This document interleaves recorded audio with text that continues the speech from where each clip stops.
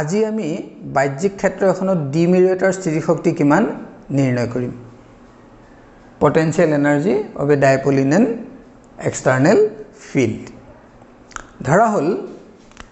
q1 equal to plus q আৰু q2 equal to minus q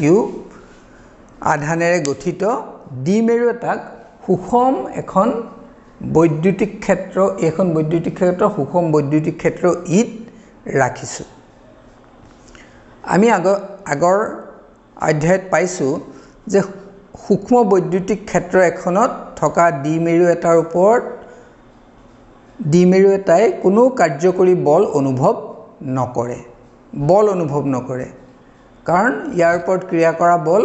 সমান সমান্তৰাল আৰু বিপৰীতমুখী হয় সেই কাৰণে এই বল কাৰ্যকৰী বল শূন্য হয় কিন্তু ইয়াৰ বিপৰীতে এটা টৰ্ক অনুভৱ কৰে দ্বিমেৰুটোৱে এটা টৰ্ক অনুভৱ কৰে আৰু সেই টৰ্ক হৈছে tau equal to p cross e সেই টৰ্কটো হৈছে ইমান এনেকুৱা এই টৰ্ক অনুভৱ কৰে আৰু এই টৰ্কটোৱে কি কৰিব খোজে এইটো দ্বিমেৰু এই টৰ্কটোৱে কি কৰিব খোজে যে এই দ্বিমেৰুটোক বিদ্যুৎ ক্ষেত্ৰখনৰ দিশত নিব খোজে বিদ্যুৎ ক্ষেত্ৰখনৰ দিশত ইয়াক ৰাখিব খোজে মানে ঘূৰ্ণন গতি প্ৰদান কৰি বিদ্যুৎ ক্ষেত্ৰখনৰ দিশলৈ নিব খোজে যদিহে আকৌ এখিনতে আছে যে যদি অৱশ্যে এটা কথা আছে এই দ্বিমেৰুটো মানে দ্বিমেৰু ভ্ৰামকটো এই ইয়াৰ ক্ষেত্ৰখনৰ সমান্তৰাল বা প্ৰতি সমান্তৰাল হৈ থাকিব নেলাগিব সমান্তৰাল হলে ইফালে প্ৰতি সমান্তৰাল এনেকুৱা হৈ থাকিব নেলাগিব এতিয়া আমি কি কৰিম যে এটা বাহ্যিক টৰ্ক এটা আমি ধৰিলো বাহ্যিক টৰ্ক T external বাহ্যিক টৰ্ক T external বাহ্যিক টৰ্ক এটা T external বাহ্যিক টৰ্ক T external এটা দ্বিমেৰু এটাৰ ওপৰত এনেদৰে প্ৰয়োগ কৰিলো যাতে ই আগৰ টৰ্কটোক মাত্ৰ উপযুক্তভাৱে বাধাহে দিব পাৰে আৰু দ্বিমেৰুটোক অতি কম দ্ৰুতিৰে থিটা 0 ৰ পৰা থিটা 1 এটুক থিটা 0 ৰ পৰা থিটা 1 লৈ ঘূৰাই ইমান কোণলৈ ঘূৰাই মানে এই দ্বিমেৰুটো ইয়াক এফালে ক্ষেত্ৰৰ দিশত নিব ইয়াৰ বিপৰীতে আমি বাহ্যিক এটা টৰ্ক এই ধৰণে লাহে অতি কম দ্ৰুতিৰে ইয়াক প্ৰয়োগ কৰিম যাতে কি হ'ব যে ই থিটা 0 ৰ পৰা থিটা 1 কোণলৈ ঘূৰাই ধৰা হল এই এক্সটাৰ্নেল টৰ্কে বাহ্যিক টৰ্কে দ্বিমেৰুটোক কাগজৰ সমতলত ঘূৰাই কাগজৰ সমতল মানে বা বৰ্ডৰ সমতল আমাৰ এই দিশত এনেকৈ ঘূৰাই বৰ্ডৰ সমতলত ইয়াক ঘূৰাব আৰু ইয়াৰ কৌণিক ত্বৰণ আমি কৈছো যে অতি কম দ্ৰুতিৰে সেই কাৰণে ইয়াৰ কোনো কৌণিক ত্বৰণ নাথাকিব কৌণিক ত্বৰণ কিমান হ'ব 0 আৰু তেতিয়া বাহ্যিক টৰ্কে কৰা কাৰ্যৰ মান হ'ব w কাৰ্য হ'ব এইটো w ইকুৱেল টু ইন্টিগ্ৰেশন কৰিব লাগিব আমি কোৰ পৰা কৰিব লাগিব থিটা 0 ৰ পৰা থিটা 1 লৈ কৰিব লাগিব আৰু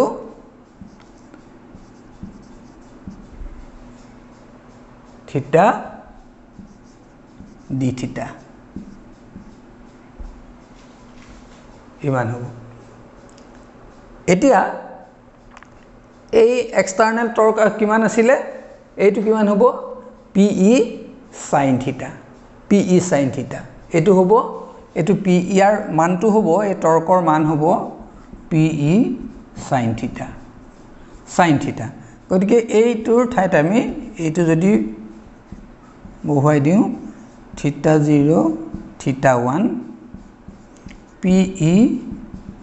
sin থিটা d থিটা pe sin থিটা d থিটা গতিকে sin থিটা d থিটাৰ ইন্টিগ্ৰেশন কৰিলো আমি ইন্টিগ্ৰেশন কৰি আপাৰ লিমিট আৰু লোৱাৰ লিমিট যদি পুট কৰি দিও তেতিয়া হলে এটো pe টো বাহিৰলৈ গুচি আহে সো এইটো হ'ব তেতিয়া PE cos theta 0 theta 0 minus cos theta 1 এইটো হ'ব ইমান হ'ব এইটো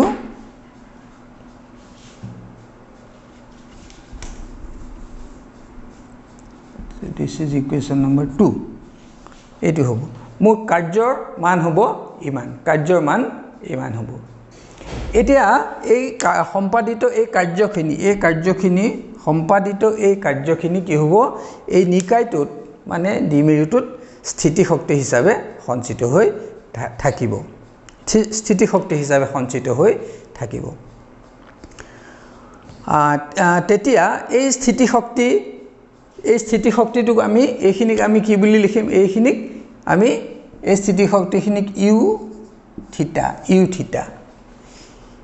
থিটাক দ্বিমেৰুৰ অৱনমন থিটাৰ সৈতে সাঙুৰিব পাৰোঁ অইন স্থিতি শক্তিৰ নিচিনাকৈ ইয়াতো এক বিশেষ কোণত স্থিতি শক্তি ইউৰ মান 0 বুলি আমি ধৰিব পাৰোঁ সেইটো আমাৰ স্বাধীনতা আছে আমি থিটা এটা বিশেষ অৱস্থানত ইয়াৰ বিশেষ কোণত ইয়াৰ স্থিতি শক্তি আমি 0 বুলি ধৰিব পাৰোঁ সাধাৰণতে সেই এই বিশেষ কোণটো আমি কোনটো বুলি ধৰো এই বিশেষ কোণটো কিমান বুলি ধৰো π/2 তেতিয়াহে এইটো যদি ধৰো π/2 cos ইয়াত যদি বহাই দিও cos π/2 হ'ব মানে 0 হ'ব cos π/2 0 হ'ব আৰু তেতিয়া আমি স্থিতি শক্তি ইউ থিটা equal to PE cos π/2 minus cos এইটো আমি থিটা বুলি ধৰিম cos থিটা সো এইটো হ'ব PE cos থিটা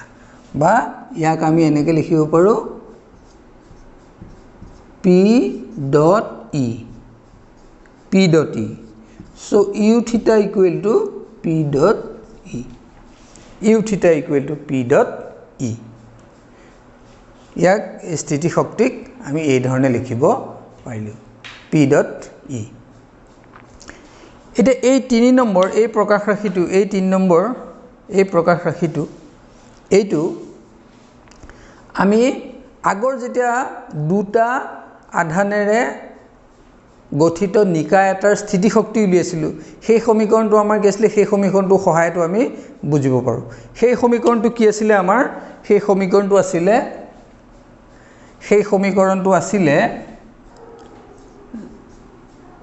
Q1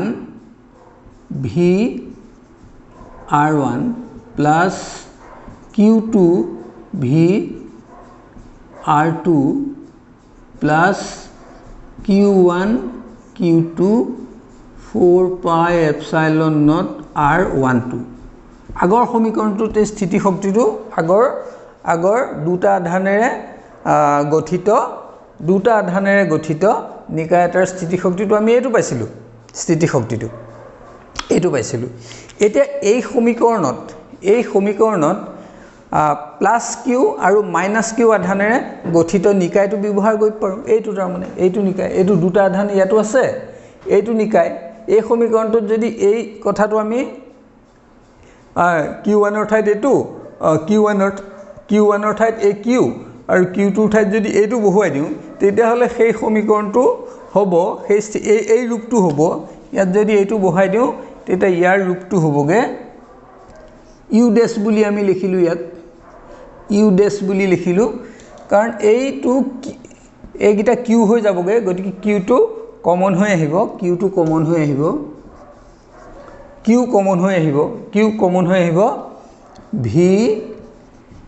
R1 minus V R2 minus Q square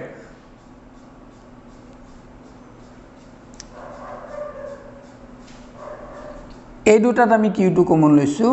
minus Q square 4 pi epsilon naught R12 4 pi epsilon not R12 এই R12 ঠাইত আমি বহুৱাব পাৰোঁ কি বহুৱাব পাৰোঁ R12 আছিলে Q1 আৰু Q2 আধানৰ মাজৰ দূৰত্ব ইয়াত Q1 আৰু Q2 আধানৰ মাজৰ দূৰত্ব কিমান 2a গতিকে R12 ঠাইত আমি কি লিখিব পাৰোঁ 2a so we can write here 2a ইয়াৰ ঠাইত আমি কি লিখিব পাৰোঁ 2a এইটো লিখিব পাৰোঁ গতিকে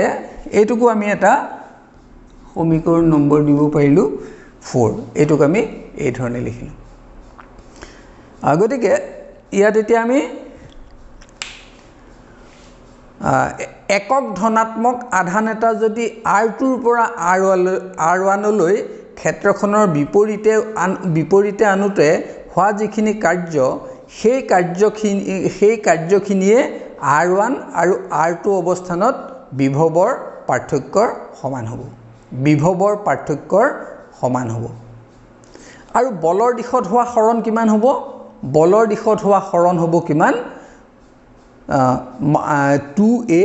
cos θ বলৰ দিশত হোৱা হৰণ হ'ব 2a cos θ কাৰণ এই আধান দুটাৰ মাজৰ দূৰত্ব কিমান 2a গতিকে এইফালে এইটো হ'ব a cos θ এইটো হ'ব -a cos θ গতিকে ইটোৰ পৰা সিটো হেৰি কৰিলে আমি কিমান পাম 2a cos θ পাম গতিকে 2a cos θ পাম গতিকে কি হ'লগে যে R2 ৰ পৰা R1 লৈ বা ইয়াৰ পৰা ইয়ালে R2 ৰ পৰা R1 লৈ যদি আমি ক্ষেত্ৰখনৰ বিপৰীতে ক্ষেত্ৰখন এই দিশত আছে ইয়াৰ পৰা ইয়ালে গতিকে ইয়াৰ পৰা ইয়ালে যদি আমি আনো তেতিয়া হলে কিমান হ'ব একক আধান এটা আনতে যিখিনি কাৰ্যক হ'ব সেই কাৰ্যখিনি হ'ব কিমান সেই কাৰ্যখিনি হ'ব R1 আৰু R2 অৱস্থানৰ বিভৱ পাৰ্থক্যৰ সমান আৰু বলৰ দিশত হোৱা হৰণ আমি দেখিলো বলৰ দিশত হোৱা হৰণ হ'ব 2a cos θ বলৰ দিশত হোৱা হৰণ হ'ব 2a cos θ গতিকে VR1 মাইনাস গতিকে আমি পাম গতিকে আমি VR1 minus VR1 minus VR2 equal to কিমান পালো -e into 2a cos θ -e into 2a cos θ পাম -e into 2a cos θ গতিকে আমি পালো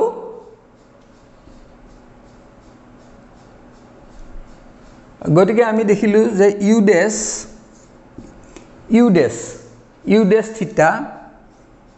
u dash theta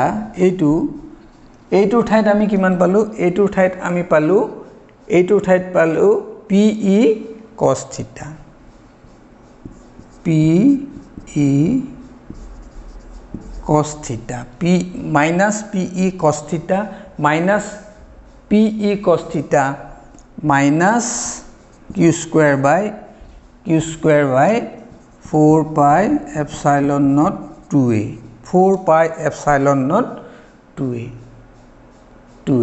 so এইটো হ'ব কিমান minus p dot e minus q square upon 4 pi epsilon naught 2a u dash theta equal to ইমান পালো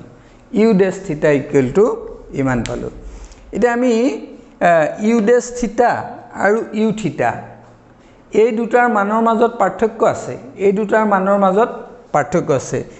এইটোত পাইছো আমি u theta equal to ইমান ইয়াত পাইছো এইটো এই প্ৰদত্ত মান এই মান প্ৰদত্ত দ্বিমেৰুৰ ক্ষেত্ৰত ধ্ৰুৱক আৰু এই পাৰ্থক্যটো আৰু এই মান এই দ্বিমেৰুৰ ক্ষেত্ৰত ধ্ৰুৱক যেহেতু দ্বিমেৰুৰ স্থিতিশক্তিৰ ক্ষেত্ৰত ধ্ৰুৱক এটাৰ বিশেষ একো অৰিহণা নাই সো এইটো এটা অৰিহণা নাই গতিকে আমি কি কৰিব পাৰো যে এই পদটো আমি বাদ দি দিব পাৰো এইটো আমি কি কৰিব পাৰো বাদ দি দিব পাৰো বাদ দি দিলে আমি দেখোঁ যে এইটো বাদ দি দিলে এইটো কিমান হ'ব ইউ ডেছ থিটা ইকুৱেল টু হ'ব মাইনাছ পি ডট ই এইটো আৰু এইটো একেই হৈ যাব এই দুইটা একে হৈ যাব এই দুইটা একে হৈ যাব একে হৈ পায় সমীকৰণ তাৰমানে এই 3 আৰু সমীকৰণ এইটো একে হৈ যাব গতিকে আমি সেইকাৰণে আমি কি কৰিছোঁ বুজিব পাৰিছোঁ যে আমি থিটা ইকুৱেল টু কিয় পাই বাই 2 লৈছিলোঁ আমি থিটা ইকুৱেল টু পাই বাই 2 লৈছিলোঁ থিটা নট ইকুৱেল টু আমি যে পাই বাই 2 লৈছিলোঁ থিটা not equal to pi by 2 লৈছিলোঁ সেই ক্ষেত্ৰত বাহ্যিক ক্ষেত্ৰ ইৰ বিপৰীতে প্লাছ কিউ আধান আৰু মাইনাছ কিউ আধান আনোতে কৰিবলগীয়া কাৰ্য সমান আৰু বিপৰীতমুখী হয় গতিকে মুঠ কাৰ্য কিমান হয় মুঠ কাৰ্য হয় শূন্য হয় তাৰ মানে মুঠ কাৰ্য শূন্য হ'ব তাৰ মানে q V R1 minus V R2 equal to 0 হয় এইটো 0 হয় এইটো 0 হয় মুঠ কাৰ্য এইটো 0 হয়